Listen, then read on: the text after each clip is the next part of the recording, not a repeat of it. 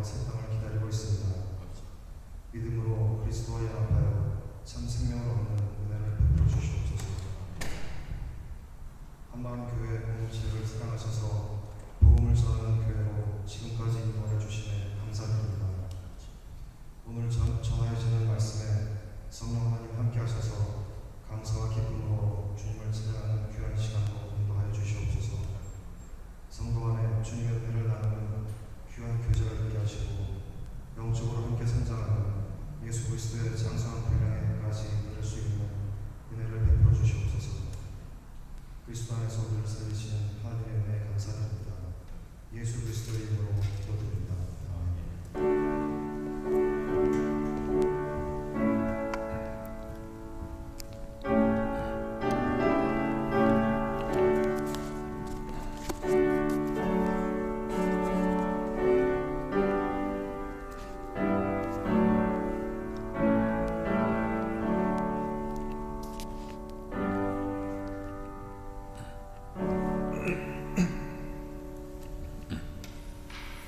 오늘 주시는 하나님의 말씀입니다. 계속해서 로마서의 말씀이고요. 로마서 2장 17절에서 29절까지의 말씀이 되겠습니다. 로마서 2장 17절에서 29절까지 말씀입니다. 오늘도 우리 다 같이 일어나셔서 하나님의 말씀을 우리가 참 목소리로 봉독하도록 하겠습니다. 시작. 그런데 그대가 유대 사람이라고 자처한다고 합시다.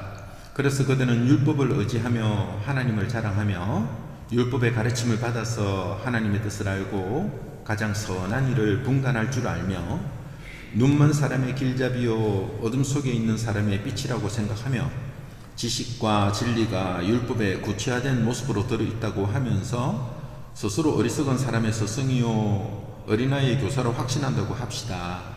그렇다면 그대는 남은 가르치면서도 왜 자기 자신은 가르치지 않습니까? 도둑질을 하지 말라고 설교하면서도 왜 도둑질을 합니까? 간음을 하지 말라고 하면서도 왜 간음을 합니까? 우상을 미워하면서도 왜 신전의 물건을 훔칩니까? 율법을 자랑하면서도 왜 율법을 어겨서 하나님을 욕되게 합니까? 성경이 기록한 바 너희 때문에 하나님의 이름이 이방 사람들 가운데서 모독을 받는다 한 것과 같습니다. 율법을 지키면 할례를 받는 것이 유익하지만 율법을 어기면 그대가 받은 할례는 할례를 받지 않은 것으로 되어버립니다. 그러므로 할례를 받지 않는 사람이 율법의 규정을 지키면 그 사람은 할례를 받지 않았더라도 할례를 받은 것으로 여겨질 것이 아니겠습니까? 그리고 본래 할례를 받지 않았더라도 율법을 온전히 지키는 사람이 율법의 조문을 가지고 있고 할례를 받았으면서도 율법을 범하는 사람인 그대를 정죄할 것입니다. 겉모양으로 유대 사람이라고 해서 유대 사람이 아니요 겉모양으로 살갗의 할례를 받았다고 해서 할례가 아닙니다. 오히려 속사람으로 유대 사람이니가 유대 사람이며 율법의 조문을 따라서 받는 할례가 아니라 성령으로 마음에 받는 할례가 참 할례입니다. 이런 사람은 사람에게서가 아니라 하나님에게서 칭찬을 받습니다. 아멘. 오늘 하나님 말씀에서 잠시 기도드리겠습니다. 하나님, 오늘 저희들에게 물으셨습니다. 누가 진정한 하나님의 언약의 백성이냐고. 오늘도 주님 말씀하신 것 속에 우리가 깨달을 수 있는 기와 또 마음을 허락하여 주셔서 하나님의 말씀 앞에 순종하며 감사와 기쁨으로 나아가는 삶이 되도록 은혜를 다하여 주십시오. 예수님의 이름으로 기도드립니다. 아멘. 자, 오늘 우리 계속해서 로마서의 말씀입니다. 8번째 시간이죠. 오늘 본문에 나와 있는 말씀 속에서 참된 유대인이란 누구인가 라는 제목으로 하나님 말씀 함께 나눠보겠습니다. 바울은 로마에 있는 교회에다가 편지를 쓰면서 자기가 세우지도 않았고 그러나 그곳에 있는 성도들을 향해서 편지를 쓰면서 제일 먼저 복음에 대해서 정의를 내리면서 편지를 써내려가고 있죠. 복음이란 무엇이냐 하는 것입니다. 그래서 복음은 간단하게 한마디로 이야기하면 오늘 바울이 내린 정의로 볼 때 예수 그리스도이시다 이렇게 정의를 내렸죠. 복음은 예수 그리스도이시다. 조금 더 깊게 들어가면 복음이란 예수 그리스도에 대한 내용이고 예수 그리스도께서 드러내신 것에 대한 선포가 복음이다. 이렇게 우리가 말할 수 있는 거죠.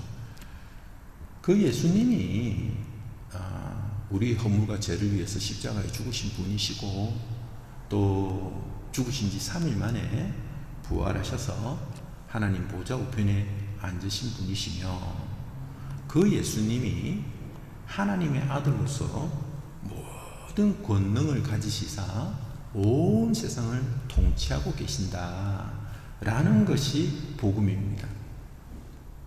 그러니까 복음이란 예수 그리스도께서 하나님으로서 지금 이 세상을 다스리고 계시고 주관하고 계신다 하는 것을 이 로마에 있는 교회에다가 먼저 정의를 내려줍니다.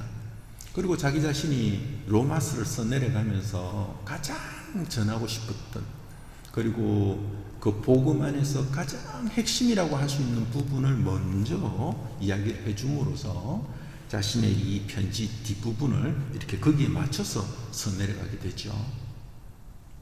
그럼 바울이 전하고자 했던 그 주제 핵심 어구가 바로 이제 우리 너무나도 잘 알죠. 로마서 1장 16절과 17절 말씀이었죠. 16절에서 이렇게 말씀합니다. 그래서 바울은 그런 복음을 부끄러워하지 않는다고 했어요. 어떤 상황이 온다 할지라도 목숨을 걸고 이 복음을 지키고 싶어 했던 사람이었어요. 왜냐하면 이 복음은 유대 사람을 비롯해서 그리스 사람에게 이르기까지 모든 믿는 사람들에게 구원을 주시는 하나님의 능력이니까 그 사람이 구원을 받고 못 받고는 다른 데서 오는 것이 아니라 복음에서 오니까 그 사람이 구원을 받았는지 안 받았는지는 복음으로서만이 결정이 난다라는 거죠. 그런데 거기에는 유대인들이라도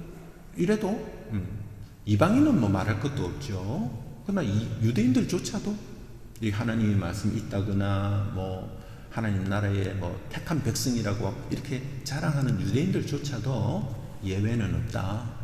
누구나 다 이 복음으로만이 구원을 얻을 수 있는 것이다. 이렇게 말씀했어요. 그리고 17절에 보니까 그런데 그 복음 안에는 하나님의 의가 나타난다고 했죠. 이런 사실은 오직 믿음으로만이 우리가 받아들일 수 있는 거예요. 그런데 그 믿음을 누가 줘요? 하나님이 주시는 거죠. 복음도 하나님이 주시고 믿을 수 있는 수단도 하나님이 주시고 무엇을 통해서 그 믿음이 일어난다고요? 복음을 통해서 일어나는 거예요. 복음을 믿는 믿음을 통해서 그 사람이 생명을 얻게 되는 거죠. 그래서 이 모든 것들이 바울이 전한 이 말씀들이 진짜다 하는 것이 하박국 선지자의 말씀을 인용하면서 그걸 전해주죠. 그래서 이런 은혜가 임하게 된 사람은 그 죄인에게 하나님의 의가 나타나기 때문에 그 사람은 의인이 되고 그런 은혜가 임했다라는 것을 증명하는 삶이 믿음으로 살아가게 되어 있다라는 것입니다. 이게 오늘 바울이 전하는 핵심이에요. 그래서 복음은 이방인에게는 뭐 당연히 필요하고요. 그리고 유대인에게도 필요하다라는 거죠. 그래서 그동안 우리는 먼저 이방인이 왜 복음을 필요한지에 대해서 우리는 살펴봤고 지난주일부터 시작해서 오늘까지 유대인들에게 이제 왜 복음이 필요한지에 대해서 계속 살펴보고 있습니다. 말씀드렸던 것처럼 유대인들은 이방인들이 가지고 있던 그 지저분한 그 불결한 죄악들 한 20가지 기억나시죠? 그걸 들을 때 유대인들은 뭐 손바닥을 치는 거죠. 맞다고.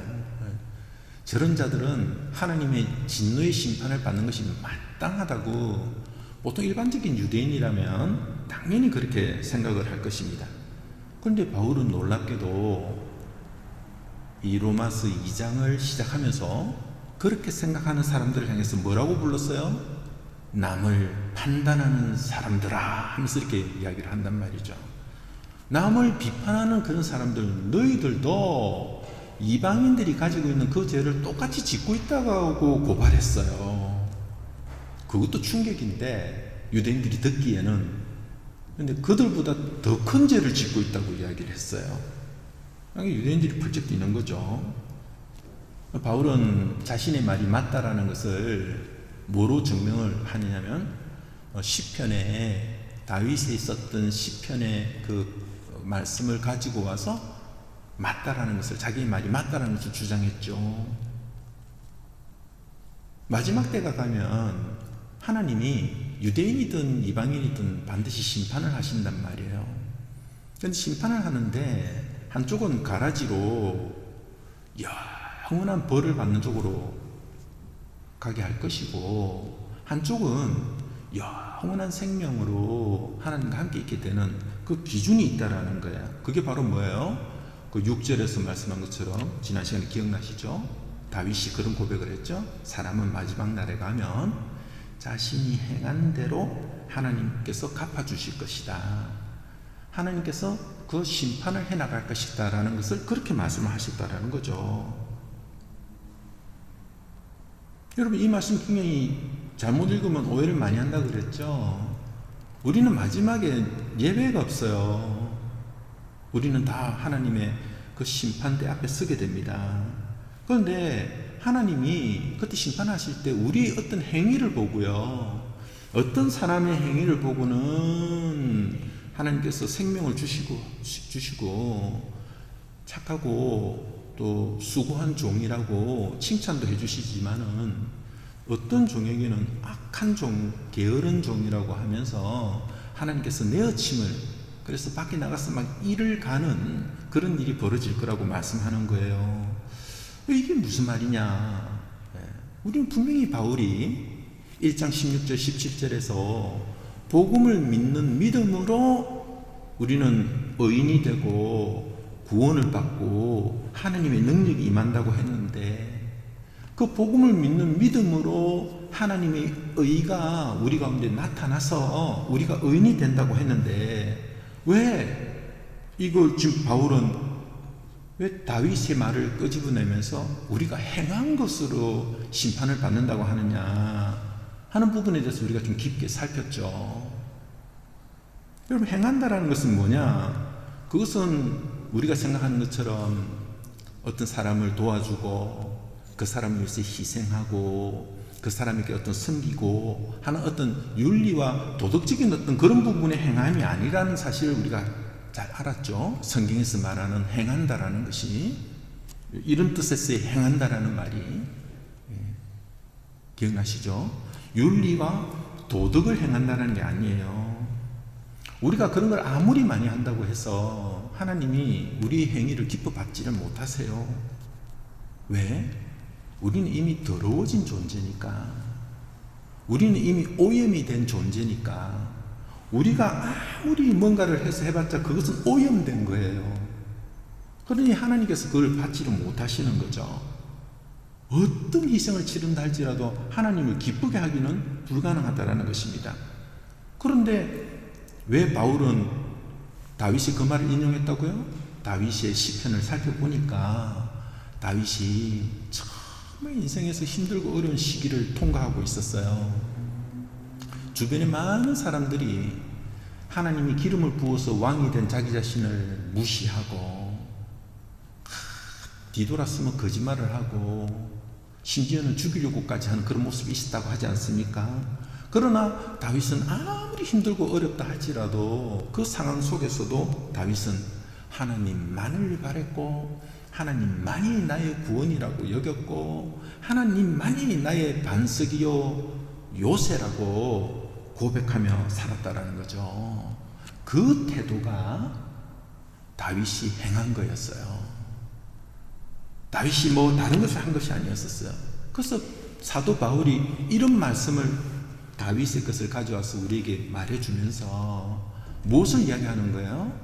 그러니 우리가 이 땅을 살아가면서 뭐 우리가 하나님을 믿는다, 예수님이 우리의 죄를 위해서 죽으셨다. 그런 것을 믿고 뭐 그런 것을 그것도 중요하지만 그러나 마지막 때에 가서는 그런 것을 가지고 심판을 하는 게 아니라 일상의 삶을 통해서 모든 매 순간마다 하나님이 나의 구주가 되신다라는, 예수님이 나의 선한 목자가 되신다라고 하는 그 증거, 그 열매를 통해서 심판을 하신다라는 거예요. 그래서 우리는 이런 행위가 너무너무 중요하다고 했어요. 너무너무 중요해요. 하나님이 뭐라고 말씀하시기 때문에 내가 하나님만을 바라보되 하나님이 나에게 그 상황 속에서도 요구하시는 바가 있잖아요.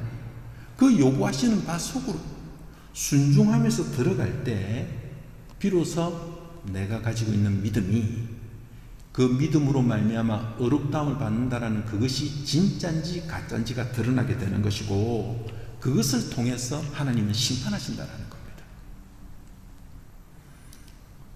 그래서 이런 믿음으로 가는 사람들에게 나타나는 공통적인 현상이 있다고 그랬죠. 바울은 오늘 2장에서 그렇게 말씀했죠. 어떻게 살아간다고 했어요? 참고 그리고 선한 행위를 하면서 그런 모습을 통해서 간다 그랬어요. 자, 이제는 뭐 선한 행위, 하나님을 향한 행위, 이런 게 뭔지 이제 우리는 분명히 알았어요. 그죠? 그리고 이제 두 번째가 뭐예요? 영광을 쫓게 되고 하나님의 존귀하심을 쫓게 되고 하나님의 이름이 거룩히 여기기를 원하면서 그 하나님의 나라를 추구해가는 그런 삶을 살아가게 돼 있다라는 거죠. 이것이 바로 바울이 말하는 의인은 믿음으로 사는 거예요. 그래서 바울은 분명히 그렇게 말씀했어요. 마지막 때가 되면은 하나님은 그 유대인이든 뭐 이방인이든 관계없다. 누구든지 다 심판을 한다고 말씀합니다. 교회를 다니든 안 다니든, 세례를 받든 안 받았든, 어떤 교회에 뭐 교인이든 아니든 간에 뭐 어느 그거와 상관없어요. 하나님은 이것으로서 내가 뭐 이렇게 힘든 과정에서 뭐 있든지 아니면 뭐 너무 좋은 환경에서 있든지 그런 거는 전혀 문제가 안 돼요. 어떤 상황에 있든지 나의 일평생에 하나님이 즐겁고 하나님만 좋은 관계를 맺기를 원하고 그 매 순간순간마다 하나님의 나라가 어떻게 임할 것인가를 결단하고 살아가는, 그거에 따라서 심판하신다라고 말씀하는 겁니다. 자, 이렇게 이야기를 하면 우리 같은 이방인들은 뭐 전혀 의의가 없이 그냥 이렇게 통과가 됩니다. 그러나 우리는 유대인의 그 입장을 잘 모르니까요. 그러나 유대인들은 전혀 그렇지 않습니다. 유대인들이 이런 걸 딱 보면 절대 가만히 있질 않아요.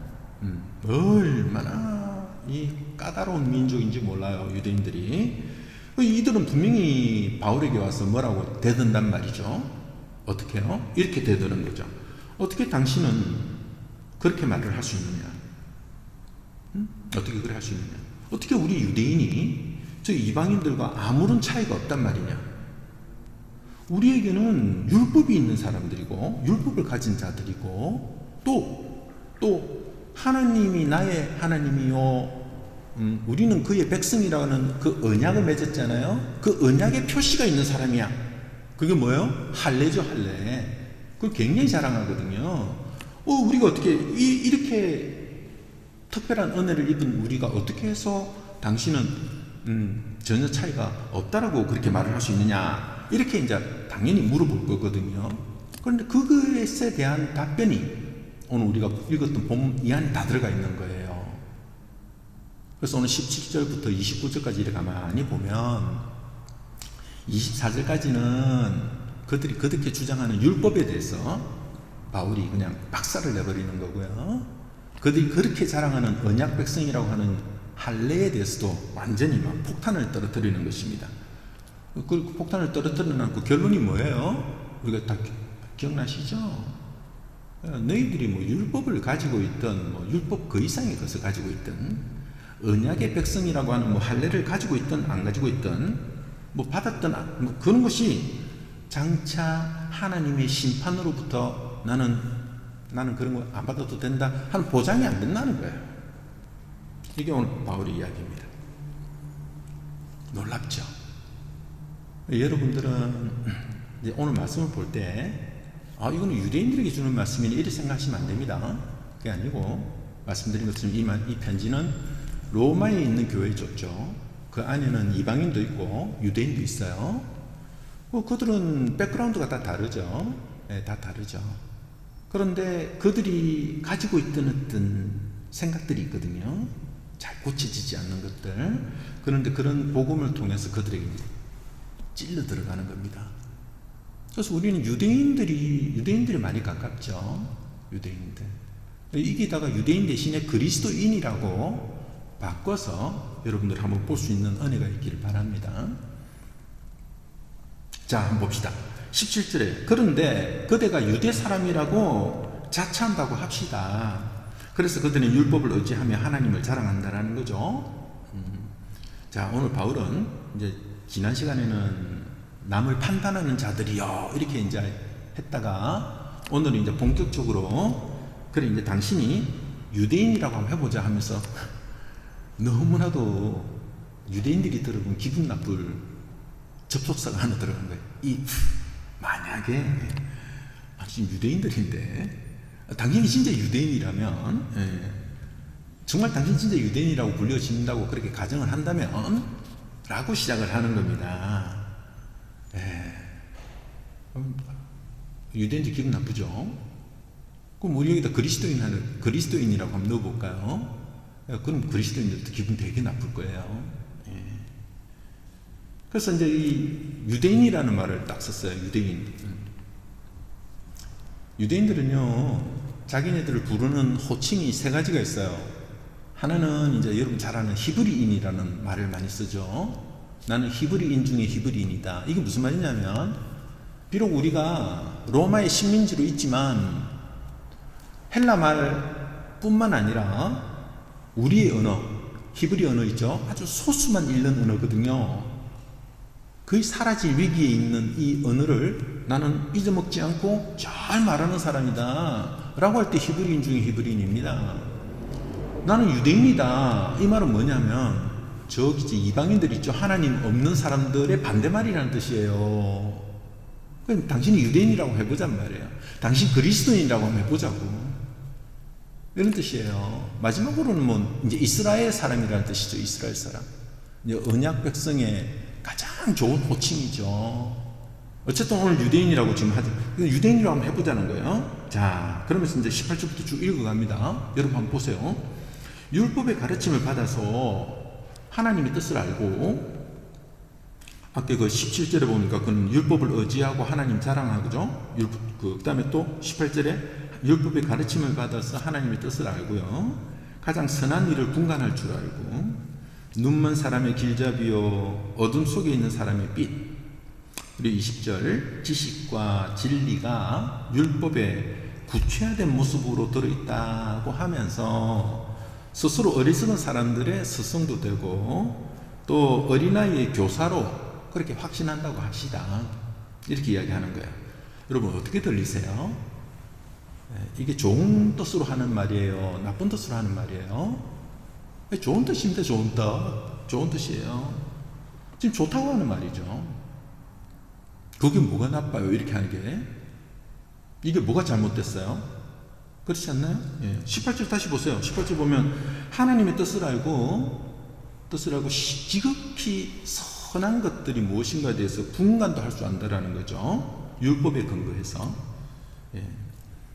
그래서 유대인들은 율법에 근거해서 윤리적인 좋은 결정도 할 수 있다라는 거죠.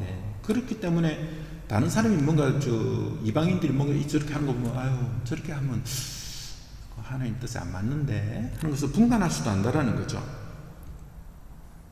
이게 가능하다라는 거예요. 유대인들한테는. 왜요? 율법의 가르침을 받았기 때문이죠. 그래서 좋은 거예요. 그렇지 않습니까? 좋은 것이 맞아요. 율법을 소유했는데 그게 왜 나빠요? 그렇죠? 율법을 소유했고 율법에 정통해요.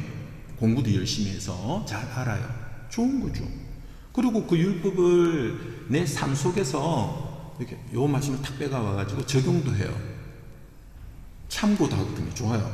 19절도 마찬가지죠. 그리고 유대 사람들은요, 그 눈이 먼 사람들, 그런 사람들이 길잡이가 된다고 말씀합니다. 그러니까 이제 유대인들은 이방인이 반대말이니까 이방인들은 우상에 빠져가지고 봐야 할 것을 제대로 못 보는 자들이죠. 제대로 못 보죠. 그런데 유대인들은 그런 것을 볼 수 있는 자라는 거죠. 그러니 18절, 19절, 20절까지 쭉 보니까 율법도 소유했어. 율법도 알고 있어. 그 율법을 자기 안에서 이렇게 막 내면화시킨다 그러죠. 자기 것으로 만들어가고 있고, 그리고 삶을 통해서 옳고 바른 좀 결정을 내리려고도 해. 게다가 유대교를 다른 사람들에게 전파까지 하려고 한다라는 거죠. 잘못 없죠. 네. 그런데 다 사실이에요. 예. 근데 이제 오늘 바울은 이후에 이제 뭔가 문제가 있다는 것을 지금 이야기하려고 합니다. 예. 다음 주에 우리가 3장을 보면 이 유대인들은 하나님의 말씀을 맡은 자라고까지 3장 1절 2절에서 하나님의 말씀을 맡은 자라고까지 그렇게 이야기를 한단 말이에요. 예. 대단하죠. 너무너무 좋죠. 시편에 나오는 그런 사람들 아닌가요? 이걸 보면은 복이 있는 사람은 여호와의 율법을 주야로 묵상하는 자죠. 유대인들은요, 이런 점에서 저와 여러분과 같은 이방인들보다 훨씬 더 성경이 말씀하는 복이 있는 자의 자리로 훨씬 더 가까이 갈 수 있는 그런 가능성이 아주 큰 사람들이었었어요. 근데 뭐가 문제냐는 거죠. 오늘 21절입니다. 그렇다면 그대는 남을 가르치면서도 왜 자기 자신을 가르치지 않느냐는 거죠. 이게 문제가 된 거죠. 도둑질을 하지 말라고 설교하면서도 왜 도둑질 하느냐? 자, 이제 세 가지를 이야기하죠. 22절에 가늠하지 말라고 하면서 왜 가늠하느냐? 그리고 또 우상을 그렇게 미워하면서도 왜 이방 신전에 가가지고 우상을 그리시라면서도 그 이방 신전에 가고 물건을 가져와가지고 또 판단하는 거죠. 예. 자, 문제는 뭐예요? 지금 바울이 시작하는 문제는 유대인들은 그들이 아는 것에 따라서 살아가지 않는다라는 거죠. 예. 이게 이제 문제인 거죠. 설교는 하는데 그 설교에 따라 살지 않는다라는 것이 지금 아주 큰 문제라는 거예요. 이게 무슨 말? 분명히 좋은데 왜 이런 일이 일어나지? 예. 여러분, 이게 뭘 뜻하는 것일까요? 지금 이게 왜 못 지킨다고 그렇게 이야기하는 것일까요? 오늘 분명히 바울은 그들이 못 지킨다라는 것을 증명하기 위해서 세 가지 제약을 들었습니다. 그게 바로 뭐라고요? 도둑질하는 거하고 간음하는 거하고, 그리고 우상을 그렇게 싫어하면서도 그 이방 신전에 가가지고 그 물건 가져와서 팔아버린 이 세 가지를 지금 예를 들고 있거든요. 네, 이걸 들고 있는 거예요. 이게 뭐지? 왜 앞에 분명히 그런 걸 다 가르치고 다 잘한다 그러면서도 왜 이렇게 바울은 지적을 하느냐는 거죠. 예. 여러분, 이 말이 모든 유대인들에게 지금 하는 말 같이 들리십니까? 아니, 이런 죄를 모든 유대인이 다 짓는 것 같아요? 아닙니다. 그렇지 않습니다. 어떤 유대인들 보면은 나름 이런 끔찍한 죄를 평생에 한 번도 안 저지르면서 간 사람들도 많이 있어요. 유대인들 중에서. 근데 이제 바울은 여기서 이걸 딱 드러내는 거죠. 네. 앞에 그 이방인들의 죄 20가지도 마찬가지예요. 여러분, 하나님 안 믿는 사람들 중에서도 나름 그 20가지 죄 중에서 그런 거와 좀 멀리 하면서 살아가려고 하는 사람들이 있습니다. 그럼에도 불구하고 바울의 이런 그 말씀이 어떤 스타일로 가느냐면 아주 극단적인 것을 그들에게 탁 던져주고요. 예. 유대인들에게도 이걸 탁 던져주는 거예요. 이게 무슨 말이냐면 이런 뜻입니다. 쉽게 이야기하자면 율법을 그들이 안 지키는 건 아닙니다. 안 지키는 건 아닌데 지금 이런 세 가지의 죄에 다 걸려 넘어진다라는 거죠. 그들은 율법을 다 지키려고 하지만 그러나 결과론적으로는 그들은 다 걸려 넘어진다라는 겁니다. 율법을 어떤 율법이라도 온전히 지킬 수가 없는 거죠. 사람은 사실 지킬 수가 없는 거죠. 그걸 안 지키는 건 아니에요. 온전히 지키지 못한다는 사실을 이야기하는 거죠. 오늘 그 중에서도 이제 세 가지를 딱 들어주는 겁니다.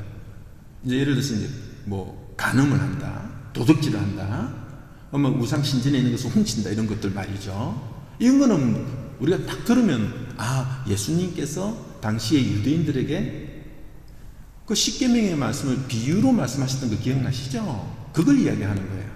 자, 여러분, 간음은 뭐가 간음입니까? 내가 직접 가서 몸으로 행하지는 않았다 할지라도 예수님의 말씀을 빌리자면 내가 어떤 여자를 본 거예요. 근데 그냥 가다가 이렇게 본 게 아니고 그 뚫어지게 쳐다보는 거죠. 예의주시하고 딱 보는 거예요. 그리고는 그 상대방을 보고 음욕이 일어나는 거예요. 그 마음에 그것만 일어나도 예수님은 그걸 뭐라고 하시죠? 간음이라고 하셨어요. 살인은 또 뭐가 살인입니까? 내가 가서 죽이지를 않아도 내 마음속에 상대방을 시기하거나 미워하는 마음이 생긴다? 살인이죠. 도둑질도 마찬가지입니다. 뭐 도둑질이라는 게 뭐 여기 있는 거 저쪽으로 남의 물건을 이렇게 쑥 집어넣는 이런 사람이 그 얼마나 되겠어요? 유대인들 중에서. 그러나 여기서 이 도둑질은 뭡니까? 예를 들면 이제 뭐 장사를 하는데 뭐 사업을 하는데 적절하게 마진을 남겨서 장사를 하는 것은 괜찮죠. 그건 당연하죠. 너무 많이 기회를 틈타서 막 돈을 벌어들이려고 하는 그거 다 도둑놈들이죠. 똑같은 노동 그거 하는데 너무 많이 받아가는 거예요. 받아도 너무 많이 받는 거. 여러분, 하나님이 우리에게 시간도 주시고 물질을 주셨는데 이 시간을 내 마음대로 쓴다? 도둑놈이죠. 물질을 내 마음대로 써요? 도둑놈입니다. 하나님께서 주신 것을 감사치도 않아요? 도둑놈인 것입니다. 여러분, 마지막으로 이게 전부 다 이게 마음으로 지금 이야기하는 것인 거 아시겠죠? 유대인들이 지금 그걸 이야기하는 거예요. 세 번째가 좀 어렵죠? 우상을 미워하면서도 왜 신전의 물건을 훔치냐는 거죠. 여러분도 잘 아시는 것처럼 유대인들은, 일반적인 유대인들은 우상을 너무너무 싫어합니다. 정말 싫어합니다. 근데 이거 가가지고는 그 물건을 가져서 판다는 거죠. 이거 뭘 뜻하느냐 하면 이런 거예요. 이게 예를 들기가 좀, 어떤 사람이 성인 잡지에다가 글을 쓰는 거야. 그런 걸 막 비웃고 이런 사람이 거기다 글을 써. 그래놓고는 자기 자식들만큼은 그걸 못 보게 하려고 하는 거지. 그런 거예요. 이런 것은. 이런 짓을 당시 유대인들이 하고 있는 거예요. 그러니 그들이 율법이 있고 뭐 다 있지만은 옆으로 뭔가 겉으로 뭔가 행위를 하는 것도 그거 뭐 중요하지만은 바울이 이야기하는 것은 이 세 가지의 죄목을 탁 드러내고 마음의 동기가 훨씬 더 중요하다는 것입니다. 여러분, 이 세상에 누가 불교 절에 가가지고 그 앞에서 막 공들여서 뭐 절을 할 사람이 아무도 없죠. 이슬람에 가가지고 알라 뭐 그쪽에 갖고 절을 하고 이런 사람이 없죠. 정상적인 기독교인이라면. 그러나 뭐가 문제냐? 그런 우상들이 있잖아요. 우상들이 추구하는 가치관이 있어요. 그런 거를 쫓아가 봤더니 권력을 막 소유하게 하는 가치관을 심어준다거나 쾌락을 막 하는데 전혀 죄의식이 없게끔 만들어주는 그런 우상이 있죠. 더 많이 소유할수록 하나님의 복이라고 생각하는 뭐 그런 어떤 우상들이 있죠. 남을 지배함으로써 뭔가 좀 더 복받은 사람이라고 하는 그런 우상들이 있죠. 이런 현대사회에서 그런 것들이 없이는 살아갈 수 없다라고 여기는 거? 그게 마음으로 이미 지배를 당해버렸단 말이에요. 겉으로는 뭐 그들이 뭐 제사를 지내고 뭐 금식을 하고 뭘 하고 한다 하지만은 결과론적으로 그 법을 어기게 된다라는 것입니다. 이걸 지금 바울이 지금 이야기하고 있는 거예요. 그래서 바울이 그런 것을 다른 사람들에게 가르친다고 그렇게 하면서도 그걸 가르친다고 하면서도 당신은 그 내면 안에서 그걸 제대로 순종하지 못해? 결과론적으로는 당신이 율법을 어긴 거라고 바울이 말하고 있는 거예요. 이 부분이 너무 놀랍죠. 율법을 어기면 하나님이 심판을 받습니다. 그것이 어긴 거라고 이야기를 하는 거예요. 바울이 지금 말하고 있는 것이. 그러니 말씀드린 것처럼 여기다가 유대인만 집어넣지 말고 우리 그리스도인을 한번 집어넣어 보면 이거는 유대인뿐만 아니라 우리 그리스도인들조차도 위선자요, 그리고 또 외식자에 속한다라는 겁니다. 우리는 이것을 인정하죠.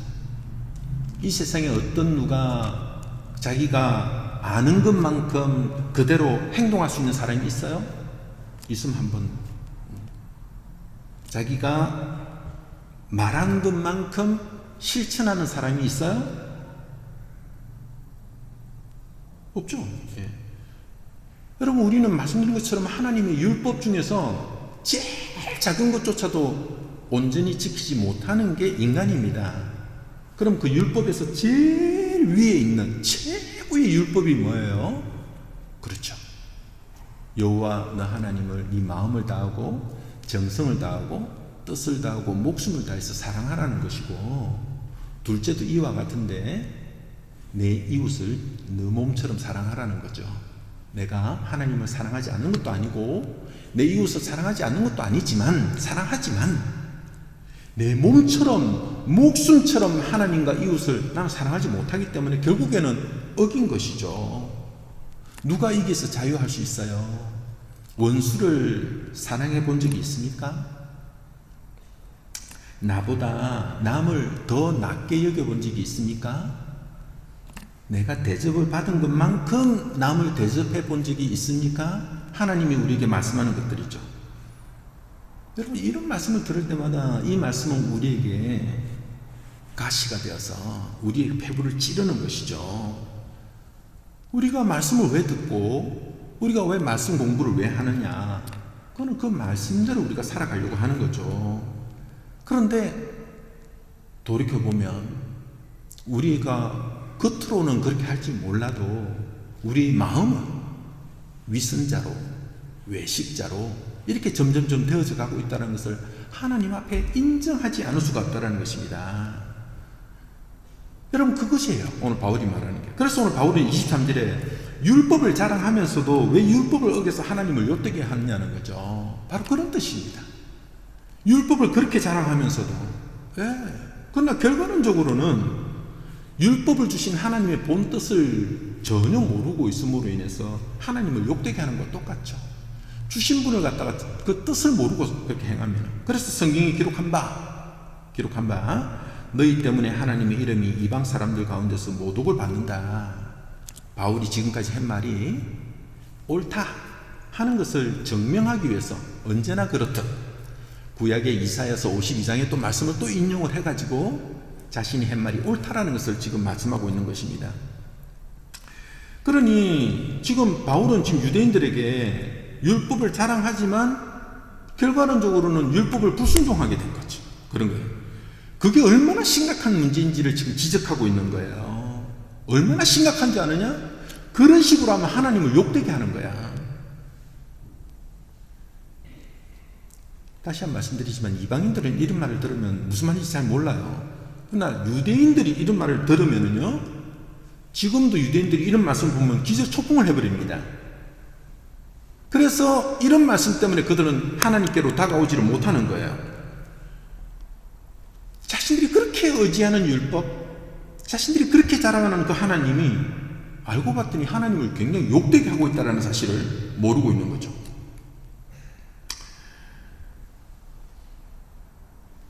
이거는 우리가 유대인 대신에 우리를 집어넣어 보시면 훨씬 더 우리가 바르게 이해할 수 있습니다.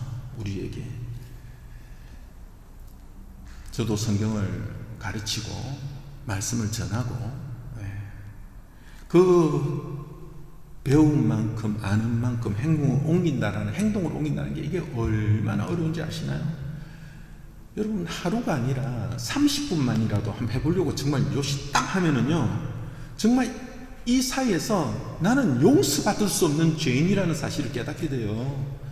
이 간격이 아는 것과 행하는 것이, 이 마음이 그 온전한 순종 가운데 하늘과 땅 사이에 이런 간격이 있다는 것을 깨닫게 되는 거죠. 그러나 어떻게 되죠? 의인은 믿음으로 살거든요. 그 복음 안에 하나님의 의가 드러났다라는 것을 from faith, for faith로 가는 거예요. 믿음으로 시작해서 믿음으로 진행되고 믿음으로 결정이 나는 거예요. 그래서 의인은 포기하지 않아요. 대신에 인정을 해요. 대신에 그 복음이 얼마나 우리에게 복된 것인지를 깨닫게 되는 것이죠. 복음 안에는 하나님의 의가 나타났다라는 사실을 우리에게 다시 한번 말씀하고 있는 거죠. 그러면 이 불신자들이나 집안에 있는 사람들이나 이 불신자들은 나의 그 행위를 보는 거예요. 이제는 행위가 무엇인지 아시겠죠? 그 행위를 보는 거예요. 그 행위를, 나의 행위를 보고 지금 내 안에 예수 그리스도라는 분이 있는 것이구나 라고 판단합니다. 나의 행위를 보고 저 사람은 저런 거를 진리로 삼는구나 하는 것을 판단하게 되는 거죠. 나의 이런 행위를 보고 나는 죽었고 내 안에 그리스도가 사신다라는 것을, 그 결과 하나님의 능력이 임하고 있다는 것을 판단하는 거예요. 그런 것을 통해서. 그래서 이렇게 바울은 그들의 율법을 이야기한 다음에 완전히 박살을 내버렸고, 그리고 그들이 두 번째로 자랑하는 할례를 향해서 지금 말씀 계속 이어가는 거죠. 여러분, 할례가 무엇인지는 우리 잘 알죠? 할례는 그 표피를 잘라내는 거잖아요. 이게 왜 잘라냈죠? 아브라함 때 그걸 했잖아요. 아브라함이 하나님의 말씀을 믿는 믿음을 보시고, 그 아브라함으로 하여금 나는 너의 하나님이 되고 너는 나의 백성이 될 거라고 하는 그 언약을 맺으시면서, 그 언약의 표시가, 그 언약을 나타내는 그 의식, 그 리추얼, 그 의식을 나타내기 위해서 그 할례를 행했단 말이에요. 그래서 나는 그 언약 백성입니다. 그 언약 백성이 내 혼자만 있는 게 아니니까, 그러한 언약 백성에 모여 있는 데를 뭐라 그래요? 공동체, 언약 공동체라 그러죠. 그 언약 공동체 안에 들어가려면 반드시 할례를 행해야 되는 거죠. 이 할례가 예수님이 오시고 나서 뭐로 바뀌었어요? 세례로 바뀌어버린 거예요. 세례로. 그럼 우리는 이제 세례 교육을 받을 때 늘 듣는 말씀이 있죠. 여러분, 우리 세례는 물로 주지 않습니까? 물로 그 사람에게 세례를 준다고 해서 그 사람이 구원이 보장되는 거 아니죠. 그러나 그 사람이 반드시 구원을 받으려면은 어떤 세례를 받아야 돼요? 성령의 세례를 받아야 되는 거죠. 그래서 오늘 성경에서도 그걸 갖다가 마음의 할례라고도 하고, 다른 말로는 성령의 세례라고도 하고, 그래야 그것을 거듭난다, 중생을 받았다 이야기를 하는 거예요. 그런데 원래는 하나님이 그러한 뜻으로 아브라함에게 주시고 할례를 그렇게 주셨는데, 시간이 지나면서 이 유대인들은 생각이 완전히 바뀌어 버렸습니다. 너무 놀랍게도 이 몸으로 드러나는, 몸에 드러나 있는 부분을 잘라냄으로써 할례를 받기만 하면 나는 구원을 보장받는다, 나는 구원받았다는 거예요. 이것만 받으면 하나님은 나를 심판하시지 않는다라는 거죠. 다 그들께 배웠어요. 그런데 이제 그렇게 생각하는 자들에게 오늘 또 바울이 또 계속 말씀합니다. 완전히 이거 박살을 내버리는 말씀을 합니다. 한번 보세요. 25절입니다. 율법을 지키면 할례를 받는 것이 유익하다. 그러나 율법을 어기면 그대가 받은 할례는 할례를 받지 않는 것으로 되어버린다.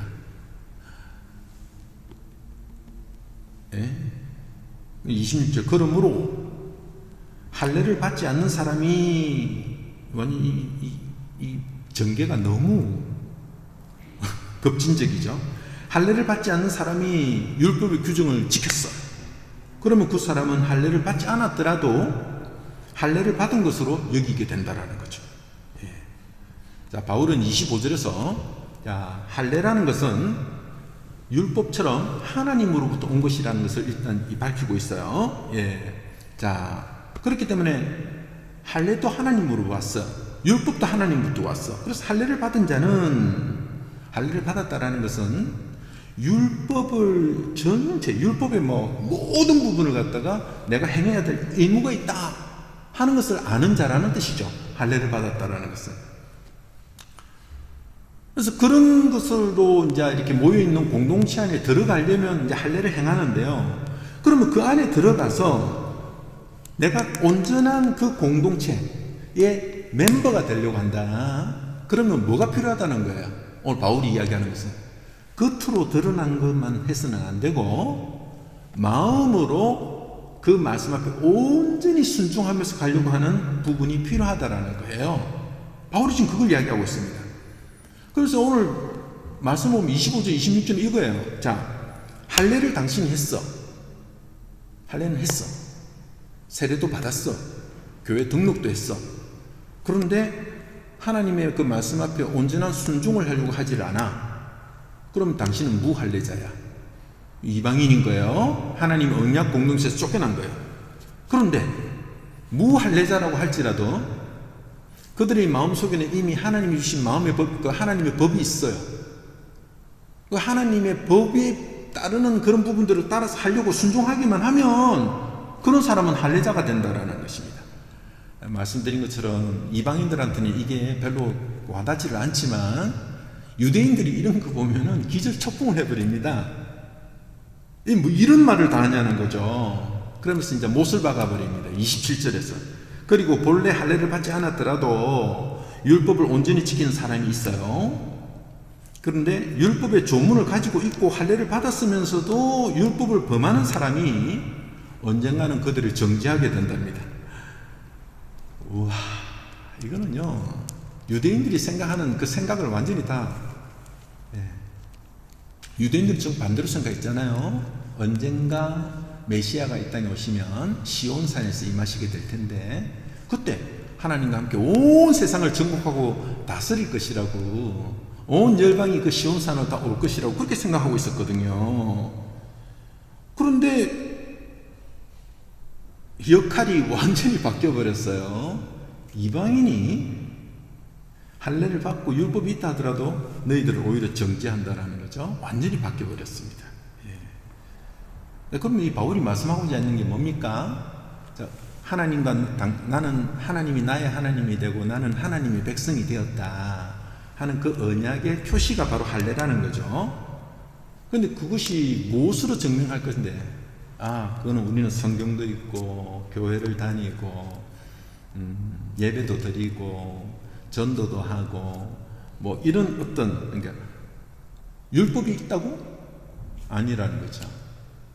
또 어떤 확신이 있는 언약 백성이라고 하는 그거에 대해서 세례까지 받았고 뭐 했다고? 그거 했다고? 아니라는 거예요.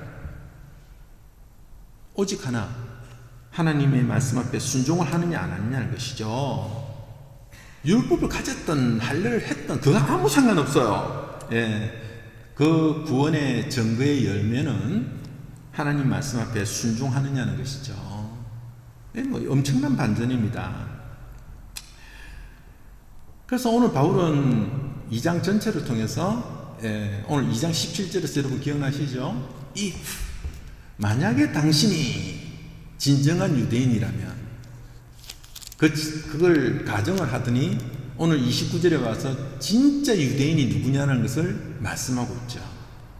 누가 진짜 유대인인데, 누가 진짜 그리스도인인데 라는 것을 물어봅니다. 답이 나오죠. 28절입니다.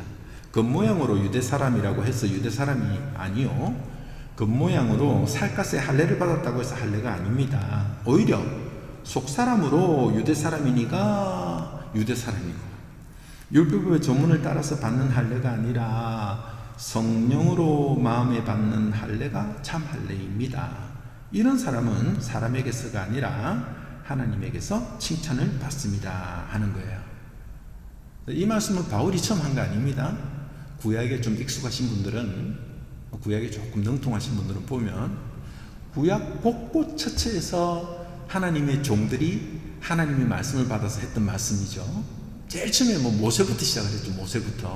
모세가 광야에서 40년 동안 있으면서 레위기에서, 신명기에서 너무나도 자주 말씀하셨어요. 이 마음의 할례를 받지 못한 자들아, 이 마음의 할례를 받지 못한 자들아, 이런 거죠. 예. 그러니까 그 마음의 할례를 받도록 좀 행하라는 거 모세가 엄청나게 책망하고 그들을 갖다가 이렇게 호소합니다. 수많은 선지자들이 그랬죠. 요엘 같은 경우도 그냥 옷을 찢지 말고 마음의 옷을 찢으라고도 했고, 이사야 선지자, 예레미야 선지자, 호세아 선지자가 다 이런 말씀을 하셨어요. 예. 자, 그러면 이제 우리는 본문 말씀을 읽고 제가 여러분에게 설교 초창기부터 말씀드린 것처럼 유대인이라는 것을 빼고 그리스도인이라는 것을 한번 넣어보자는 거죠. 그럼 이렇게 한번 읽혀질 겁니다. 교회 온 사람들에게 이제 로마 교회에다가 보내는 거니까, 당신은 어느 날 나는 회심한 그리스도인이라고 자처하고 교회로 왔지. 그리고 그날 그 하나님의 말씀을 들었던 날 회중들 앞에서 진심으로 자기가 부르짖으면서 회개하면서 나아왔지. 하나님이라는 분을 강하게 느꼈어. 그리고 나는 그날 분명히 내가 하나님 앞에 돌아선 거라고 그렇게 분명히 기억할지 몰라. 이후로 나는 성경의 말씀을 수십 개, 성경의 중요한 구절들을 많이 외우고 묵상하고 신앙에 관련된 그런 책들을 많이 보고, 그 누군가가 나에게 질문을 했을 때 이제는 대답할 수 있는 지경에까지 이르렀고, 또 주변의 많은 사람들을 그 성경 공부를 통해 이 기독교로 많이 그들을 이끌었지. 그런데 오늘 바울이 그렇게 생활하고 성경을 읽고 기도하고 지나면서도 그 말씀이 진정 너 자신에게 적용이 되는 말씀인 것인가? 이렇게 물어보는 거죠. 그 성경에서 지금 이 하나님의 진노의 심판이 임하고 있는 자가 당신이라는 것은 알고 있느냐는 것이죠.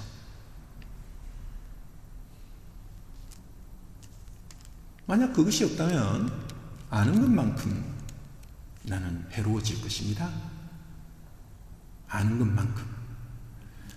여러분, 복음을 믿는 믿음을 오늘 말씀하고 있는 거죠. 우리는 이 말씀을 통해서 오늘 우리의 삶을 통해서 하나님이 나의 구주가 되심을 더 증명을 하는 삶을 살아가야 합니다. 그래서 하나님이 원하시는 바를 나는 정말 힘들고 어려운 순간 속에서도 그 속에서도 나는 감사할 수 있고, 그 속에서도 기뻐할 수도 있고, 그 속에서도 하나님의 말씀으로 인해서 나는 평화를 누리면서 가야 하는 것입니다. 이러한 언약 공동체로 모여져야 하는 곳이 교회입니다. 교회는 교회가 되어져야 합니다. 아니, 이렇게 모인 곳이 교회입니다. 마음으로 할례를 받은 자들이 모인 곳이죠. 이 모든 것은 하나님으로부터 우리에게 왔습니다.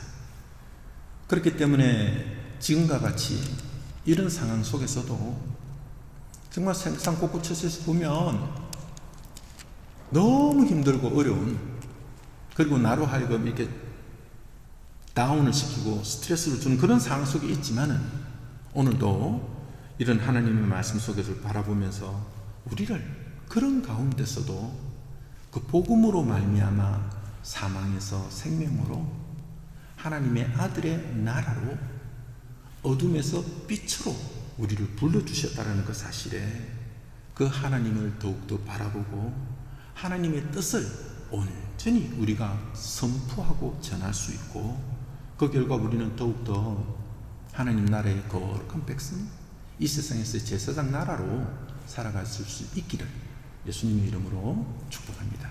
기도드리겠습니다.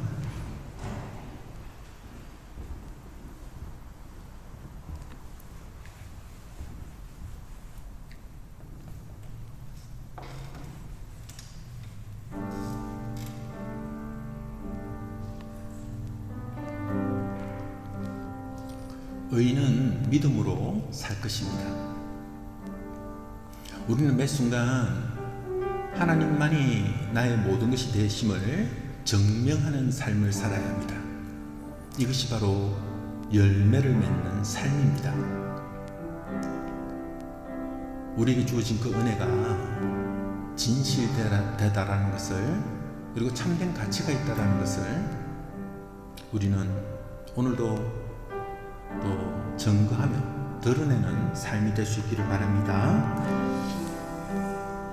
복음을 믿는 믿음, 그 복음을 통해서 지금도 온 우주를, 온 세상을 우리의 구주가 되시는 주님이 다스리고 계신다, 권능으로 임하고 계신다, 이런 것을 다시 한번 우리가 선포하고 믿으며 나아갈 수 있기를 바랍니다. 오늘도 주님 안에 우리가 회개해야 할 부분들 다시 한번 내려놓고 회개하고, 또 주님의 뜻을 다시 한 번 더 결단하고 받들며 나아가는 그런 은혜의 시간이 되기를 바랍니다. 말씀을 생각하며 함께 기도드리겠습니다. 하나님 감사합니다. 오늘도 주님의 은혜가 우리 가운데 임하게 되었습니다. 하나님, 우리가 주님의 나라의 백성으로서 살아가는 것을 주십니다.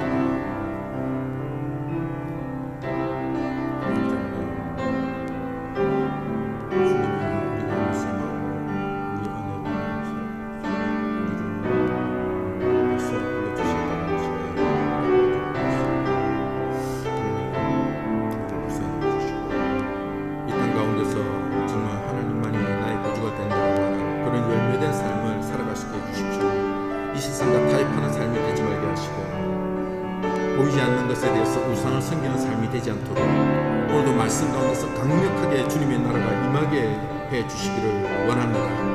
이 세상이 추구하는 가치관을 반대하며 무엇이 옳고 그른지에 분별을 하는 하나님의 말씀을 맡은 자로서의 삶을 살아갈 수 있도록 인도해 주십시오. 나비로 부족하고 나비로 너무나도 연약하지만, 그러나 주님을 나의 구주로, 그 복음을 온전히 믿고 나아가는 자들에게 하나님은 은혜의 손길을 베풀어 주실 것이며, 마침내 마지막 때에 주님의 그 약속하신 우리에게 임하실 줄 저희는 믿습니다. 하나님, 오늘도 저희들에게 은혜를 더해 주시고 우리의 마음을 주님께로 그 은혜의 보좌 앞으로 모아질 수 있도록 인도하여 주시옵소서. 하나님 불쌍해 주시기를 기도합니다.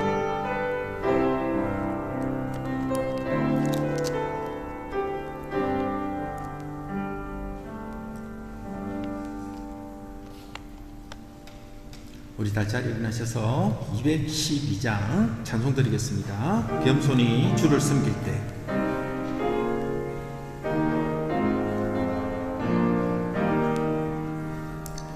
겸손히 주를 섬길 때 괴로운 일이 많은 날 구주여 내게 힘주사 잘 감당하게 하소서. 인자한 말을 가지고 사람을 감화시키며 갈 길을 잃은 우리를 잘 인도하게 하소서. 구주의 귀한 인내를 깨달아게 하시고 굳건한 믿음 주셔서 늘 승리하게 하소서. 장래의 영광 비추사 소망이 되게 하소서.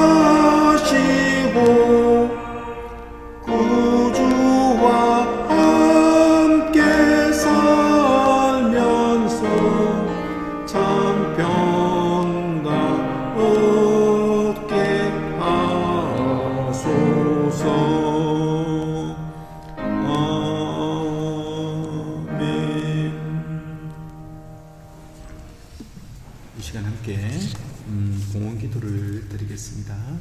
은혜로우신 하나님 아버지 감사합니다. 복음을 믿을 수 있는 믿음을 허락하여 주시고 또 그 복음을 통해 우리로 하여금 하나님의 의가 우리 가운데 나타나게 해주셔서 감사합니다. 우리의 삶의 여정에서 믿음으로 말미암아 어렵담을 받은 그날부터 지금 이 시간까지 그리고 앞으로 주님을 뵙는 그날까지 믿음에서 믿음으로 하나님의 나라의 백성으로 성화시켜가 주시며 완성시켜가 주실 주님의 은혜가 너무나도 큽니다. 하나님, 그 복음을 믿는 믿음으로 우리가 항상 내가 있는 그곳을 통해 하나님의 나라가 펼쳐지게 해주셔서 예수 그리스도만이 나의 구주가 되게 하시고 나의 구원이 되시고 나의 반석이 됨을 증명하는 삶이 되도록 은혜를 다하여 주시옵소서. 우리가 이러한 언약의 공동체로 이곳에 불러주셨사오니 주님의 그 자녀들과 함께 영적인 교제를 나누는 가운데서 하나님의 그 은혜와 복이 더욱더 충만해질 수 있도록 인도하여 주시옵소서. 하나님, 우리가 이 힘들고 어려운 시기 속에서도 최선을 다해서 살아가는 가운데 하나님의 선하신 손길을 함께 해주셔서 우리에게 건강도 주시고 또 나름의 또 수입을 허락해 주셔서 감사합니다. 힘들고 어려운 시기이지만 그 가운데서도 열의 하나를 또 구별해 보는 믿음의 삶을 주님께서 지켜보고 계십니다. 또 그 가운데서도 감사하는 삶을 허락하여 주셔서 주님의 이름으로 주님의 나라가 또 확장되고자 또 예물을 준비해 봅니다. 그리고 주님만이 해결해 주실 수 있다라고 하는 믿음 속에 기도의 제목도 적어 올립니다. 하나님은 그 모든 순간을 다 보고 계십니다. 그래서 주님의 때를 통하여 주님만의 방법으로 완성시켜 주시고 채워 주실 것을 저희는 믿습니다. 우리가 기도하는 가운데 하나님의 말씀을 보고 또 묵상하고 나아가는 가운데 우리는 어떠한 상황에서도 자족하는 법을 배우게 하시고 또 하나님만을 더욱더 바라볼 수 있는 은혜를 허락해 주시기를 기도합니다. 하나님, 우리 교회의 선한 청직이 늘 허락하여 주셔서 이 과정 속에서도 또 주님 주신 은사로 말미암아 주님께 영광을 돌려드릴 수 있도록, 그래서 주님이 원하시는 그곳에 주님의 이름으로 주님의 손과 발이 되어서 사용되어 주시는 예물이 되도록 은혜 위에 은혜를 더하여 주십시오. 항상 오병이와 같은 방법으로 채워주실 주님을 찬양합니다. 예수님의 이름으로 기도드립니다. 아멘. 네, 오늘 별다른 광고는 없고요. 이번 돌아오는 이제 수요일부터 짧은 또 방학이었던 것 같습니다. 이제 본격적으로 또 말씀을 통해서 우리 함께 또 배워보는 시간이 되었으면 좋겠습니다. 오실 때 이제는 완전히 다 보니까 이 QR인가요? 그거가 이제 완전 의무화되어 있는 거 알고 계시죠? 늘 건강하시고 또 요즘 날씨가 너무 추워가지고 오늘도 보니까 이렇게 또 감기가 걸리는 경우가 많이 있더라고요. 부득불 또 다른 분들에게 피해가 될까봐 이렇게 또 오지 못하는 그런 가운데 있는 것 같습니다. 항상 서로를 위해서 함께 기도해 주시고 또 격려해 주시고 여기 제가 몰랐는데 그동안 보니까 여러분들 정말 잘 앉아 계시겠네요. 너무 다행입니다. 제가 말을 안 해도 여러분은 정말 뛰어나십니다. 이렇게 이 격으로 이렇게 앉아 계신 게 너무 다행입니다. 그래서 한 주간 동안에도 말씀과 기도 속에서 하나님의 나라가 확장되어 가는 은혜가 있기를 바랍니다. 우리 다시 자리에 일어나셔서 주기도문으로 예배를 마치겠습니다.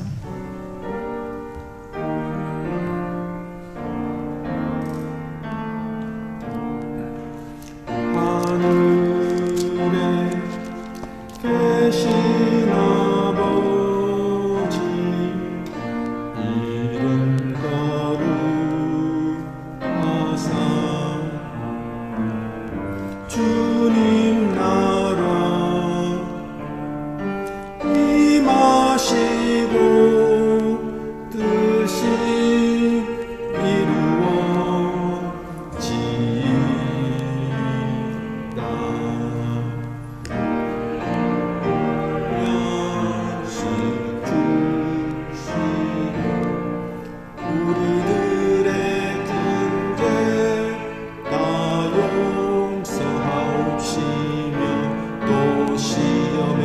들게 마시고 악에서 구원하소서.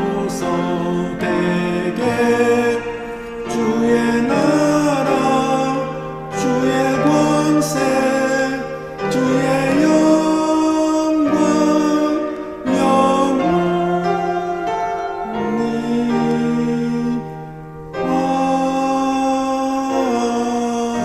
아멘.